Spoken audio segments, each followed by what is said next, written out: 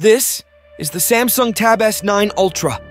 Out of this world, I make moves ahead of the curve. I'ma teleport you to another dimension, straight up out of this earth. I can't stop, I'm on a roll. Buckle up, we're taking control.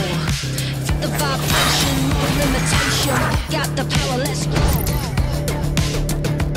Power. Now that's power. Could this tablet finally surpass the iPad? Though I wonder if there's such a thing as surpassing the iPad. Let's talk about that. Well, this is Samsung's newest and most high-end Android tablet, the Galaxy Tab S9 Ultra. Last year's Ultra was already amazing, but this one is even more incredible.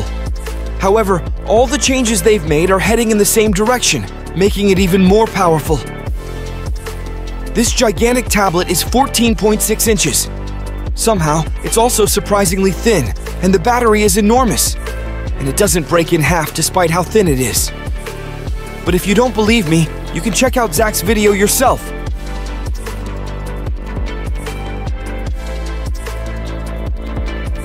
This tablet has proven to be much more durable than other devices.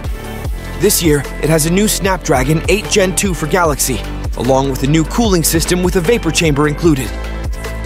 This means the performance in everything it already excels in will be even better. We've seen this device multitask efficiently for years, scroll quickly, and open and close apps with normal usage.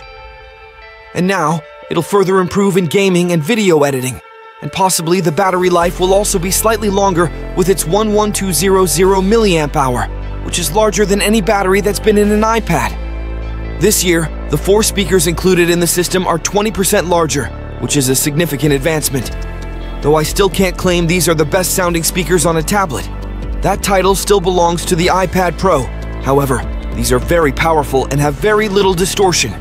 Additionally, you can activate Dolby Atmos audio if you want impressive surround sound effects for music, videos, or games. That's not all. This tablet now features IP68 water and dust resistance for the first time. That means it's not only safe to splash it with water, but you can also fully submerge it underwater, and it'll keep working smoothly, which is amazing. The tablet again comes with an S Pen, which now has its own IP68 rating. Additionally, it now supports bi-directional charging. However, I don't mean bi-directional charging where you can charge the tablet while charging other things. I mean that no matter which way you place the pen when magnetically attaching it to the back of the tablet, it'll work and charge perfectly, which is an improvement from last year. One of the most surprising things is that the box doesn't include a charger, especially considering everything this tablet is capable of and that it can charge at 45 watts, which is really impressive. But the only way to get that is by purchasing a charger. It has a 14.5-inch screen, a 120 Hz refresh rate. The battery is 11200 mAh. It comes with 4 speakers. It has a minimum of 12 gigs of RAM. It comes with a terabyte of internal storage and up to another terabyte via a microSD card. These numbers are impressive, but the real experience lies in using the tablet. It's hard to describe, but it's even better than it looks. I enjoy consuming media on devices like this. I love watching YouTube videos on a giant screen, taking them with me, downloading them to watch offline, and enjoying them during flights or in my free time. And it's already amazing just for that. Actually, I think most people mainly use tablets for that kind of activity. And we can't forget about DX. There's a smart keyboard case, and the DX mode is very useful, providing a desktop-like experience with independent windows. And if you wish, you can even connect the tablet to an even larger screen. It's more powerful than anything Apple has tried to do on the iPad. Not to mention that this tablet probably has the largest front-facing camera array anyone has ever used. And we've mentioned this before, but in that small notch on the top of the front screen, it has 2 selfie cameras. A regular one and an ultra-wide one that can automatically frame in videos or video calls. So, considering everything we've mentioned, could we say that this tablet surpasses the iPad? That's the million-dollar question. It's a complicated question. It's evident that it's directly competing against the iPad Pro, the biggest and most powerful one.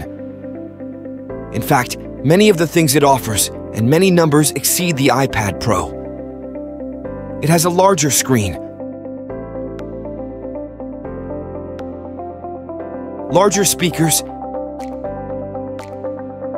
expandable external storage, as the fingerprint reader the iPad Pro doesn't have.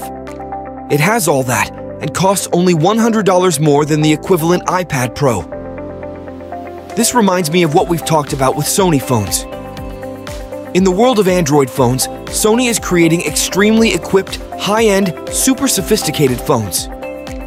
Sony phones have a bunch of enthusiast features and expandable memory, plus manual controls that the competition simply doesn't offer. And to have all that, they sacrifice a bit of the usability in automatic mode, and the price. They're expensive, so they cost more. While it's easy to highlight all the evident benefits and advantages of these additional features and cool functions, ultimately, the number of people who would truly take advantage of and make use of all these cool functions is very small.